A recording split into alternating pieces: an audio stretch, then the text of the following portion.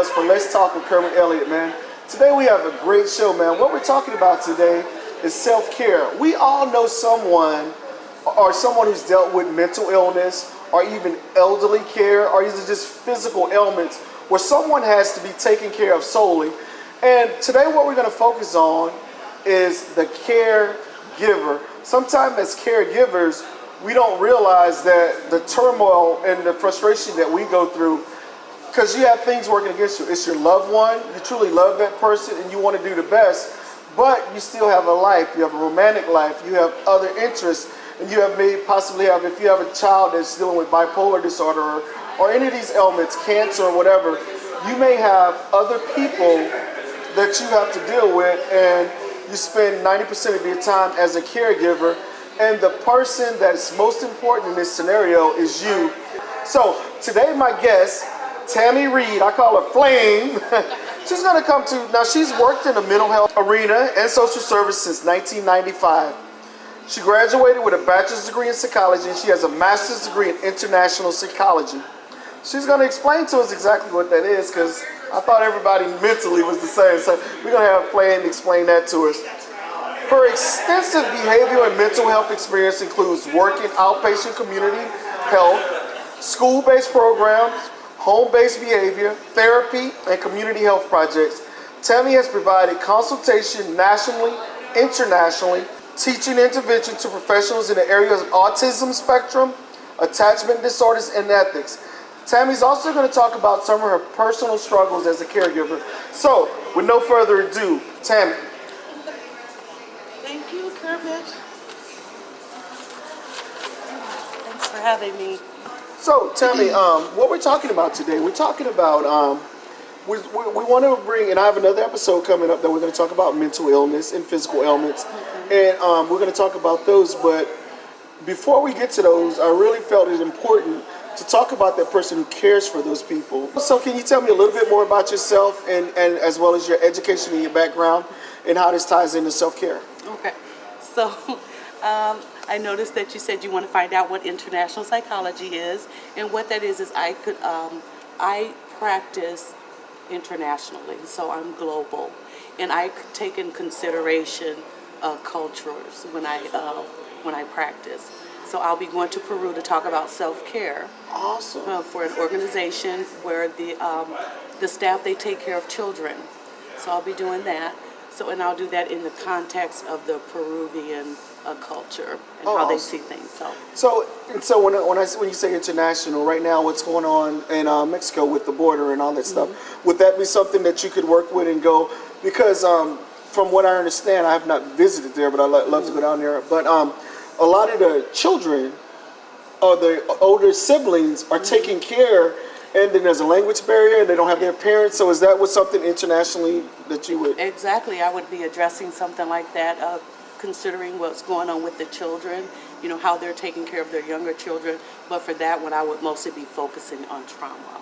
Yeah, and how it affects a 12-year-old to have to take care of your 3 siblings, and even dealing with the situation where you're separated from your parent. Exactly. So there's probably a lot of anxiety and a lot of other stuff going there. So here locally, because we're in the Quad Cities, how do you apply that here locally, where I don't think there is some, but it's not a whole lot of international cultures here, or is there? I could still, yes, we're a very diverse community, and I could still use what I've learned, my training here in the Quad Cities.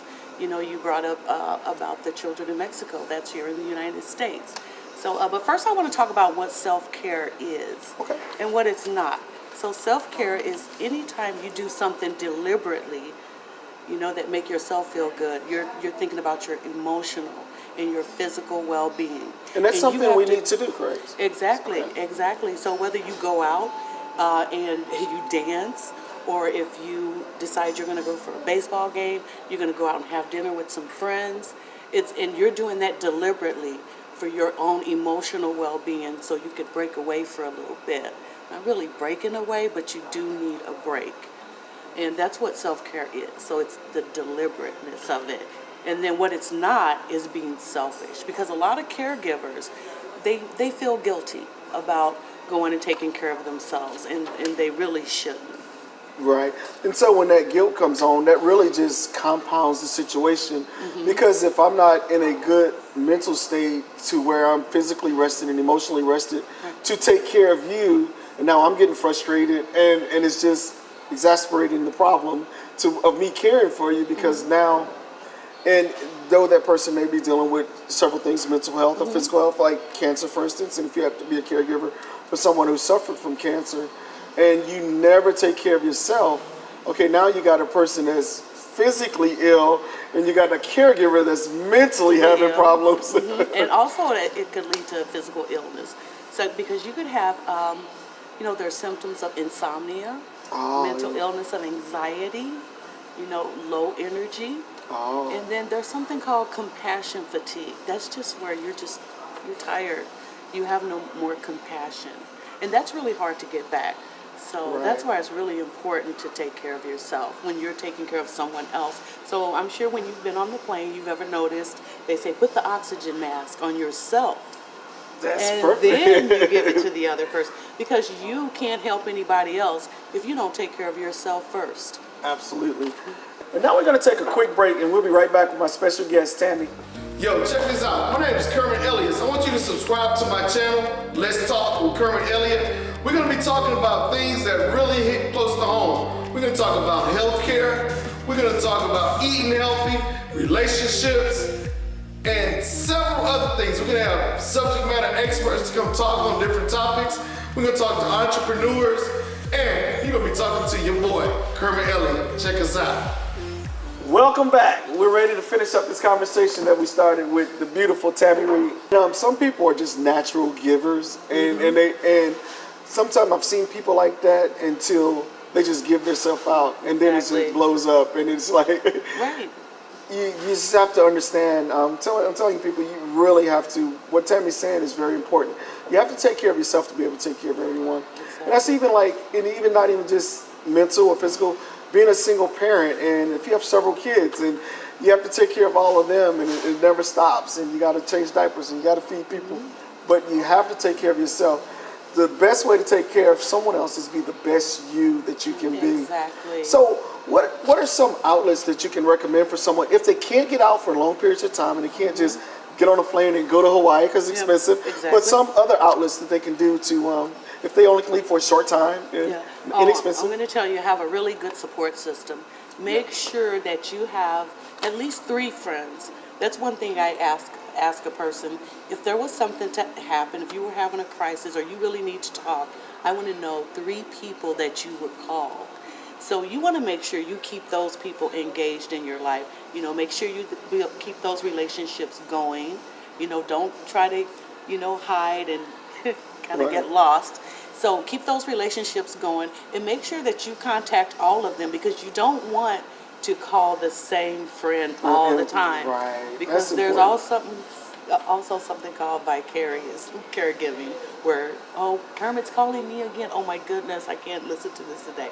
Well, maybe I decide I'm going to call Mary or, spread that. So a good support system. Having that strong support system, because like you said, and this is something I never thought of, but if every time you have a crisis and you can have them often, and you're calling me, and now you got a crisis, and every time I see your phone, I got a crisis. So it's exacerbating the problem again. Exactly. That's why it is very important to have the support systems. And then some of the things that you could do is maybe a friend, just go out for coffee. Just sit there and talk and just set a time on it. So that way you won't feel guilty and be in the moment when you're there. You can take an hour, meet somewhere, have coffee. Make sure that you ask about how your friend is doing as well. Right. And you guys just have a conversation. And then you go home and then take care of your responsibilities of being a caregiver. But it would make a lot of difference. There's other outlets, like maybe there's a certain show that you like to watch, Uninterrupted. Maybe a family member would come over and you could go play basketball or something like that. Or I like to go to dance class. Okay. I do African dancing, nice. and that's some of the things that was my outlet. Gotcha. So when I was caring for someone. In given that situation, sometimes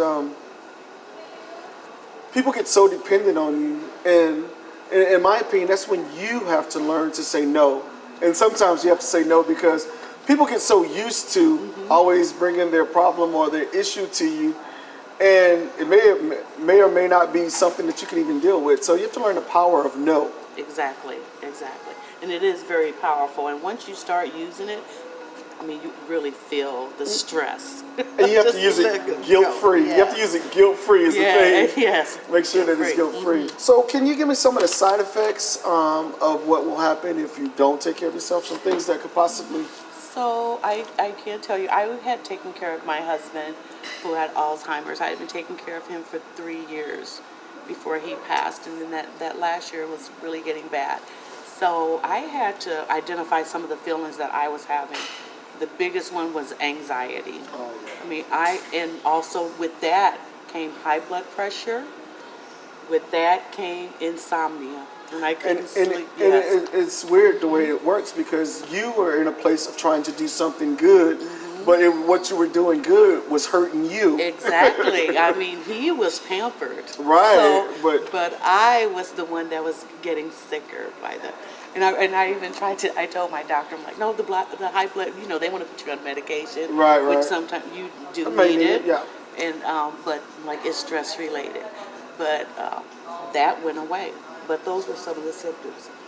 Yeah. So. Excuse me. So you guys got to make sure that you're taking care of yourself and be aware of some of the side effects. If you're starting to stress, have anxiety, make sure you discuss some of the outlets and make sure you suggest to that person if they don't have one, or you help them develop one, a real good support system, because you cannot be good for someone else if you're not good for yourself. So Tammy, would you like to do anything to finish up your set and close out, or any information you'd like to give to someone? You know what? You said it all. And I'm going to reiterate that if you don't take care of yourself, you really cannot take care of anyone else. I mean, so it is important for you to get sleep, get some exercise, you know, recognize some of the feelings that you may have, whether it's feeling guilty, if you're starting to get anxious, you want to make sure you get those support systems in place for yourself. And make sure you reach out to them when you need to. And just not when you feel like you're going to have a crisis. It's very important. So. And learn the power of no. And do it guilt-free. That is one of the you have to. And I don't mean that to I'm not trying to be funny, but you really have to. You have to learn the power of no. Because sometimes when people find themselves in certain situations, they will continuously burn you out. They may not even realize they're doing it. Exactly. And if you just never say no, they'll never know they're doing it. They'll just keep asking. So that one no can make them know that, hey, I'm probably doing them too much. And I'm not going to say just push them off on someone else, but you can't save the world. So Tammy, I want to thank you for joining us, and thank you for your insight. Having me. Hey, and thank you for joining us for Let's Talk with Kermit Elliott. You believe it, you can achieve it. Thank you.